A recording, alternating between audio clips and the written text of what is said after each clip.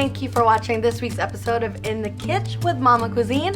This week I am so excited because I finally got my good friend Louis from Zapp's Dancing Greens here in the studio to teach us about good carbs and especially this very underrated food that is so good and delicious and healthy for us, legumes.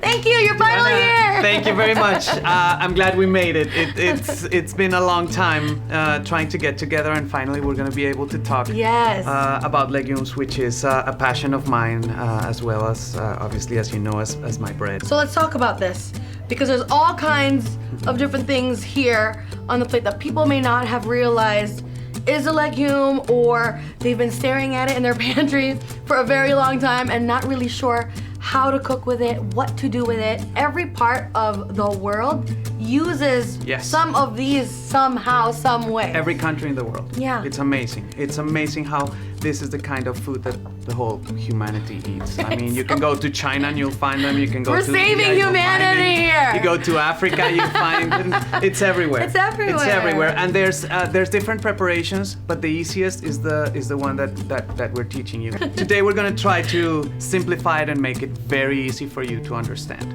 Break it down for us. Well, these are the kind of foods that sit in your pantry forever, that you go to the grocery store, you buy them, and then you don't know what to do with them, but you buy them just because you have to. So these are all seeds. And so seeds are ideal food, and they are ideal food because they are meant to be baby food for a new plant. So as good as they are for the baby plant, they're good for us. They have the perfect combination of good protein, good carbohydrate, minerals, vitamins, and in some cases they have a little bit of fat. Good fats. Good fats, yes. But at the same time, they come protected with something called saponins, and it's a form of natural soap that is in pretty much all of the legumes. And so that's the part of the legumes that gives you an upset stomach.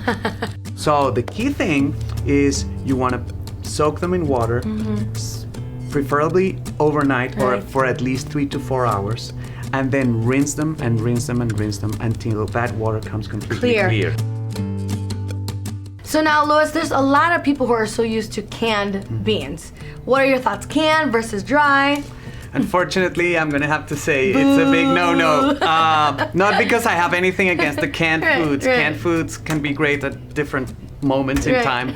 But the thing is that canned, especially legumes, are always overcooked. And if you overcook them, you defeat the purpose of the healthy benefits that you can get from them. So the key to cooking legumes right, you need a little bit of boiling water, or you need a little bit of boiling broth. The key thing is you cook these al dente. Just with a little bite. Exactly. When you bite into it, the center should be slightly hard. Not undercooked, but slightly hard. Oh, people always say, rice and beans. I grew up on rice and beans. Like, it's a very humble food, but it's actually so packed with things that we need. And it can be dressed up as much as you want. It could be fancy. I have a great garbanzo bean recipe.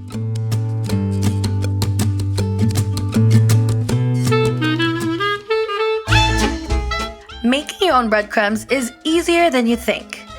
Combine in a food processor, stale bread, seasoning, and herbs. Then you pulse. Store-bought breadcrumbs are for the birds. This Momma Cuisine quick tip is brought to you by Mark Tan Trusted Wealth Planning.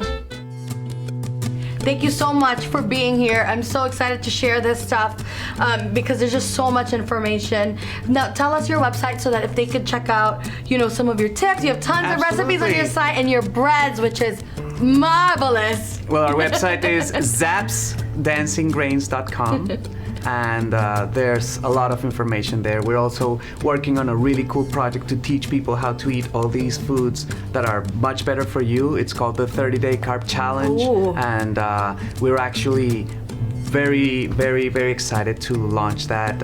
We have had incredible response from the general public, and you can find there a lot of different recipes and ways to incorporate this into your everyday life. This is such a great everyday meal recipe and tips, so make sure you visit his website. If you want more information on Zapp's Dancing Grains and more about this episode, make sure you click on mommacuisine.com. We'll see you next week. Bye! Thank you.